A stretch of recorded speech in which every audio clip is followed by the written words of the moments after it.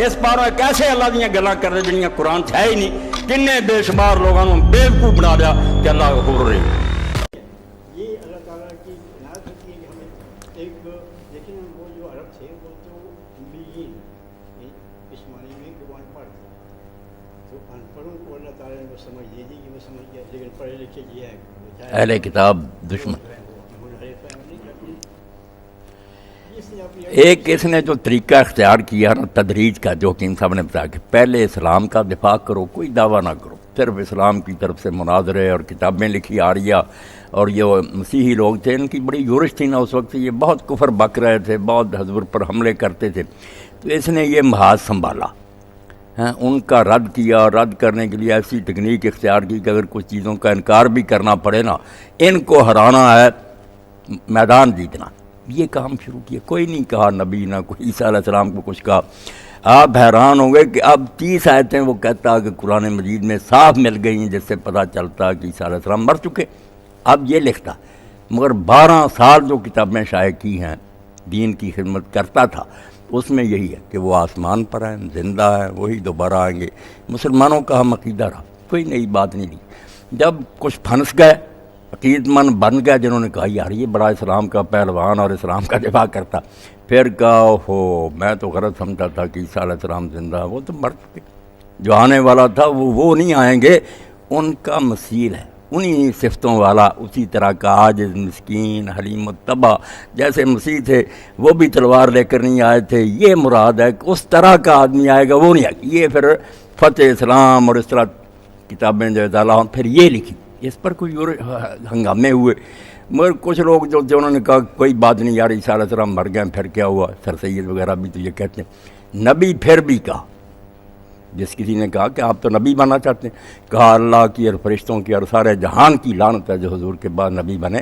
نبوت تو ختم ہو چکی جب آپ نے دین مکمل کر لیا، اور آپ کی تعلیم بھی محفوظ ہے، امت بھی جو ہے اس کا سلسلہ چل رہا ہے، کیسے نبی آ سکتا. بہت دلائل دیے چغتائی صاحب ختم نبوت کے حق میں، ایسے لکھے کہ لوگوں نے کہا پکا مومن.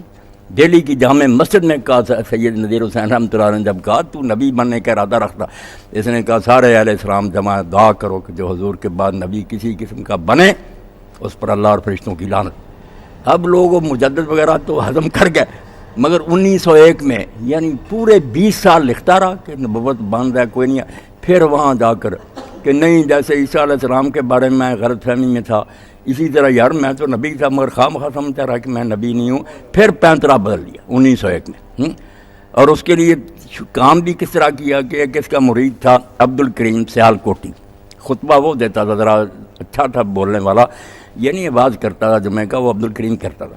اس کو یہ کہا کہ آج جمعہ جو پڑھانا نا اس میں یہ آیات پڑھنی ہے کہ رسول کی آواز سے اونچی آواز نہ کرو، یہ ساری پڑھنی، اور اشارہ کر دینا کہ تم میں بھی ایک رسول موجود ہے. وہ سورہ حجرات پڑھائی جو حضور کے بارے میں تھی کہ نبی کی آواز سے اونچی آواز نہ کرو.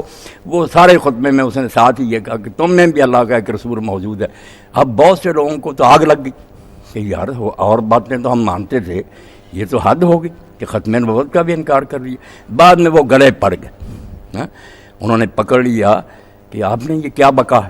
تو مرزا صاحب گزر رہے تھے پاس، تو اس نے کہا یہ اللہ کے رسول ان سے ہی پوچھ لیتے. یہ جلدی سے یہ کہہ کرنا کہ جو مولانا عبد الکریم نے کہا یہی میرا مذہب، اندر گھس گئے. مگر دیکھتے رہے کہ کیا ہنگامہ برپا ہوتا. تو ساری رات حکیم صاحب جو تھے نا، وہ کانپوری اس کے مرید، رات نیند نہیں آئی، اس کو ساتھ دیتے رہے تھے. مولوی نور الدین بھی اور وہ بھی بیچارہ پریشان پھرتا رہا کہ ہم کس کے ساتھ شامل ہو گئے. مگر انہوں نے پھر اپنے دل کو مطمئن کر لیا، وہ لاہوری جماعت بن گیا کہ نہیں مرزا صاحب وہ نبی نہیں بنتے جو پہلے نبی تھے، یہ امتی ہیں، ذلی ہیں. وہ ساتھ نہیں چھوڑا، ایک الگ گروہ لاہوری بن گیا جو ختم نبوت کو سنبھالے بیٹھا. انہوں نے النبوۃ فی الاسلام مولوی محمد علی لاہوری جو ان کا امیر تھا لکھی ہے. ہم سے بھی بڑھ کر دلائل دیے کہ کوئی نبی نہیں آ سکتا. جو یہ شوشے چھوڑتے ان کے جواب اس نے دیے، بڑی اچھی کتاب ہے وہ. انہوں نے اپنا بس دل مطمئن کر لیا کہ نہیں جو یہ کہتے ہیں نبی وغیرہ یہ صرف ایک لفظ ہی ہے، سچ مجھے نبی نہیں. دوسرا گروہ جو زیادہ ہے اس کی اولاد قادیانی، انہوں نے کہا نہیں بالکل اس طرح کا نبی جیسے موسیٰ عیسیٰ اور دوسرے تھے، کوئی فرق نہیں بلکہ ان سے اعلیٰ. وہ سارے جو ہیں اس کے مقابلہ میں گھٹیا. تو دو گروہ بن. اس طرح آہستہ آہستہ جو اس نے قدم اٹھائے نا، شروع میں اگر کہہ دیتا تو شاید کوئی بھی ساتھ نہ دیتا. پہلے دین کی خدمت، پھر آہستہ آہستہ میں بیعت لینے کے لیے ماموروں کا اور دین کے کام کے لیے اکٹھے ہو جائیں.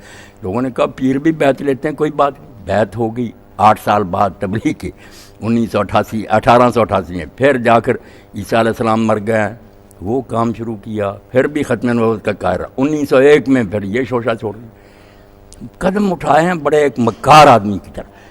اور یہی بات ان سے کہتے ہیں کہ دیکھو 20 سال کہتا رہا کہ نبی جو بنے وہ کافر، اور اب کہتا کہ نبی تو میں اس وقت سے تھا، مگر میں سمجھتا نہیں. ایک نبی کا حوالہ دو جو اللہ کی طرف سے آیا ہو اور وہ اس کی عمر گزر جائے، کہتے ہیں کہ نہیں میں نہیں نبی نہیں، بعد میں کہہ کے پہلے کوئی دکھاؤ. یہ جھوٹے آدمی کا کام ہے. جب وہ کہتا میں نبی تھا تو کیوں انکار کرتا رہا کہ میں نبی نہیں؟ کہتے نہیں انہیں پہلے تعریف نہیں معلوم تھی نبی کی، اس لیے وہ سمجھتے تھے کہ میرے اوپر وہ تعریف نہیں آیا، اللہ نے نبی مقرر کیا.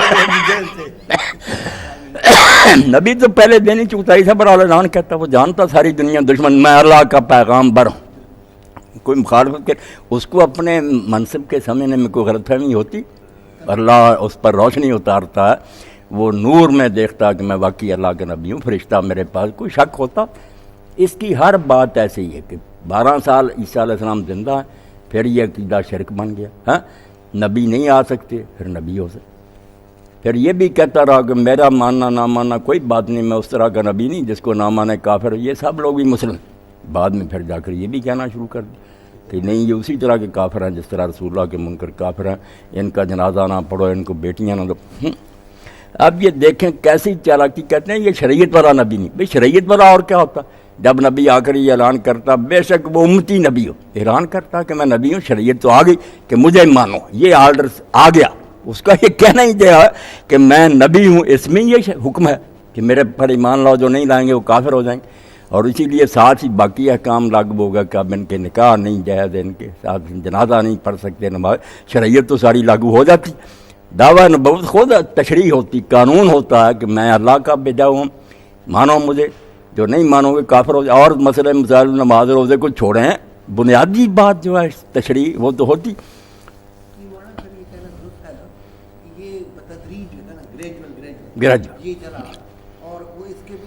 اور پھر چغتائی صاحب یہ بھی دیکھیں باقاعدہ ختم میں ہے ان کے.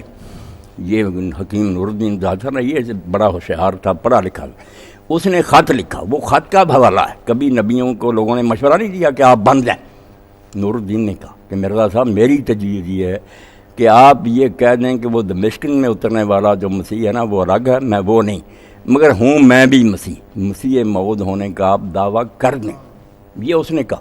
اور اس نے جواب میں لکھا کہ نہیں میں کوئی دعویٰ نہیں کرنا چاہتا، اللہ تعالیٰ مجھے دین کا ادنا خادم ہی شمار کر رہے. تو یہی بڑی بات، پہلے تو یہی کہا، مگر وہ بات دل میں بیٹھ گئی کہ ہے تو تجویز اچھی.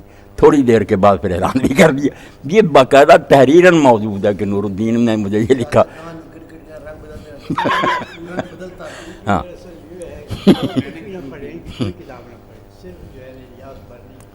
ہاں قادیانی مدد. پہلے تو اس کو ایک معقول شریف اور ایک یعنی صحیح دماغ آدمی بھی تسلیم نہیں کر سکتا.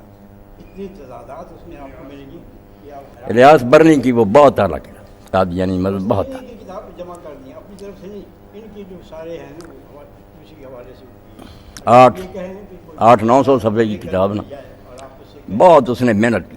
800-900 صفحے کی بس، باب وارنا ختم نبوت کے بارے میں یہی بھی پہلے کیا تھے، بس کوئی ایک سطر بھی نہیں لکھی اپنی طرف. وہ شیشہ سامنے کر دیا. مولانا میں نے یہاں بیان کیا تھا ایک دفعہ، آپ کو یاد ہوگا کہ انگریز جب آیا تو ان کو سب سے زیادہ سیٹ اپ 1857 والا ملا. بہت سارے انگریز مارے گئے. تو وہاں سے 1862 میں ایک کمیشن آیا کہ یہ کیا ہوا تھا. انہوں نے 12 تحقیقات کی. انہوں نے کہا کہ ایک لفظ جہاد ہے، یہ اس کی شرارت ہے ساری. پھر 5 سال کے بعد انہوں نے اور زیادہ ایک کہا کہ تفصیل سے معلوم کرو. انہوں نے یہ معلوم کیا کہ یہ جہاد ہے اور یہ قرآن میں آیا ہے، نبی پر اترا ہے قرآن اور اللہ کی طرف سے ہوگا. اب اس کو کوئی آدمی ختم نہیں کر سکتا. ہاں جی، اب کوئی نبی کوئی آئے گا وہ اس کو منسوخ کر سکتا ہے. اللہ اگر یہ تیاری کر رہا تھا ادھر ان کو بھی ضرورت تھی. ضرور یہ دونوں چیزیں مل گئی تو اس نے جناب اور جیسے حکیم صاحب نے بتایا نا، حال یہ تھا باقاعدہ ریکارڈ میں کہ جب لوگ انگریز افسروں کے پاس جاتے تھے نا کسی کام کے لیے تو کہتے تھے احمدی ہو پوچھتے تھے یا ان کی سفارش لاؤ یا ہم دیو پھر کام ہو. دوسرے مسلمانوں کو تو بالکل کوئی اہمیت ہی نہیں دیتے. ان کو انہوں نے پروجیکٹ کیا نا, آگے سے آگے لے گئے. کیونکہ جہاد کو جو حرام کیا ہے, دوستو جہاد کا اب چھوڑ دو خیال, دین کے لیے حرام ہے اب جنگ اور قتال. موٹے قلم تھے نا تحفہ گولڑیہ میں, 3-4 صفحے میں ہے یہ نظم.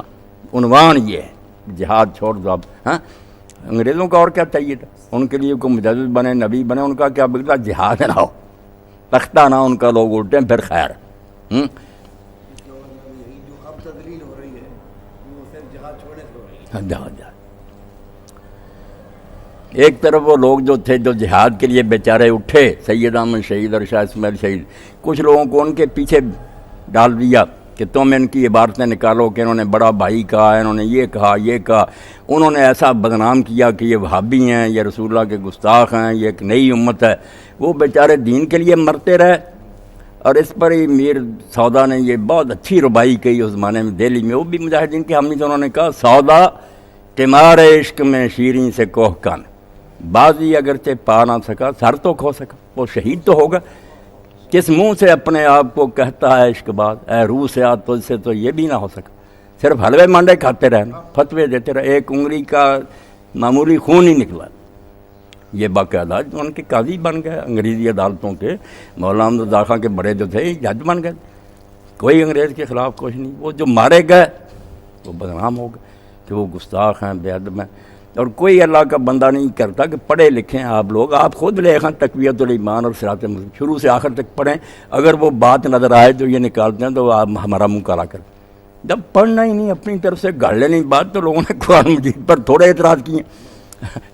ستیارت پرکاش میں دیانند نے ایک پورا باب لکھ دیا, قرآن کے ترجمے لیے کہ قرآن کہتا خیر الماکرین, اللہ سب سے بہتر مکر کرنے کو کہتا ہے. جن مسلمانوں کا خدا مکار ہے, فرادیہ ہے.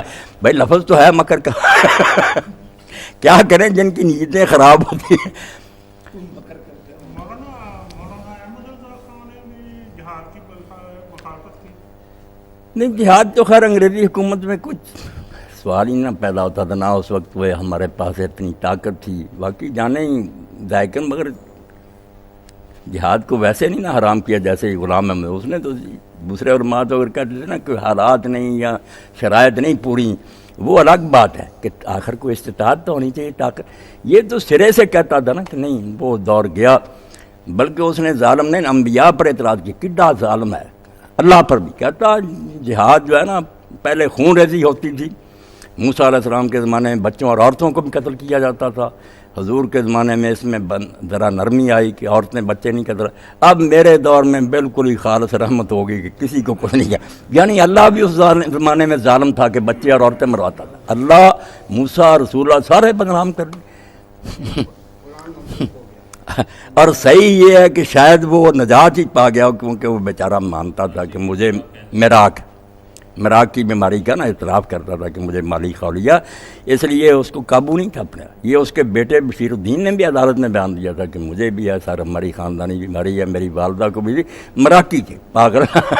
اس لیے کوئی بات آپ پڑھتے جائیں, 1000 صفحہ پڑھیں, اتنی بات مشکل سے ملے گی کہ یہ کیا کہنا چاہتا ہے. ایک سطر لکھی حاشیہ, 10 صفحے حاشیے کے, پھر حاشیہ در حاشیہ, ہوش ہی نہیں کیا کدھر جا رہا ہوں. ویسے ایک عجوبہ ہے, اگر آدمی جو نبی بن جائے تو اس کو اتنی امت میں لوگ مل گئے. یہ تاریخی عجوبہ ہے. یہ نور الدین وغیرہ جو تھے نا, یہ کو پڑھے لکھے تھے, انہوں نے نوک پڑھ کے مارے. اس کو کوئی تحریر پڑھ ہی نہیں سکتا, بہت مشکل ہے. پہاڑ کھودا اور نکلا چوہا, بیچارے کو کوئی پتہ نہیں.